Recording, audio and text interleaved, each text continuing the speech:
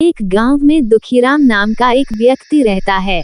उसके साथ उसकी पत्नी सुमित्रा और बेटा चिंटू रहता है। दुखीराम बहुत ही गरीब है। वह अपने परिवार के लालन पालन के लिए चाय बेचा करता है। दुखीराम बहुत ही दुखी रहता है और अपने भाग्य को कोसता रहता है, क्योंकि वह चाय से जितना भी कमाता उससे अपने परिवार का भरण पोषण नहीं कर पाता है।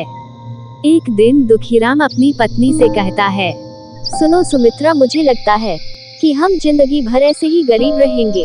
मैं रोज मेहनत करता हूँ, चाय भेजता हूँ, फिर भी मैं इतना धन नहीं कमा पाता हूँ कि मैं अपने परिवार को 2 वक्त का भोजन भी करा सकूं।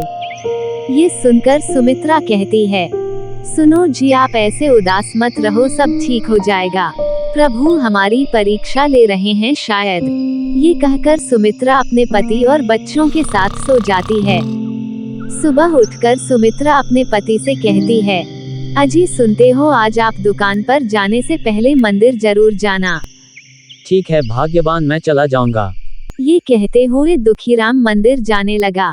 मंदिर में पहुंचकर दुखीराम कहता है, हे प्रभु, मैं इतनी मेहनत करता हूँ, फिर भी मैं अपने परिवार का पेट नहीं भर पा रहा हूँ। हे भगवान, मुझे मेरी मेहनत का फल क्यों नहीं मिलता? मेरे भाग्य में इतनी गरीबी क्यों है? ये सब सुनकर भगवान को दुखीराम पर दया आ गई और उन्होंने दुखीराम को धन देने की सोची। जब दुखीराम मंदिर से लौट रहा था तो दुखीराम को रास्ते में एक पोटरी मिली जिसमें सोने के सिक्के थे। उसे देखकर दुखीराम बहुत खुश हुआ और दुखीराम कहता है, हे प्रभु, तुम्हारा बहुत बहुत धन्यवाद। अब दुखीराम बहुत ही खुश था और उसकी खुशी का कोई ठिकाना न था।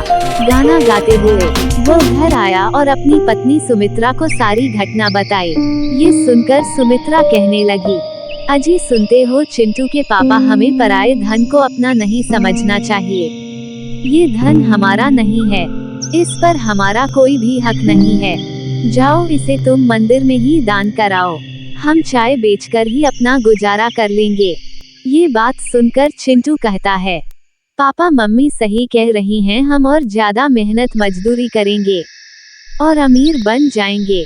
ये बात सुनकर दुखीराम सारे धन को मंदिर ले जाता है और रास्ते में बहुत खुश होता है और कहता है, मैं तो बिना बात के ही दुखी रहता था और अपने नसीब को कोसता रहता था।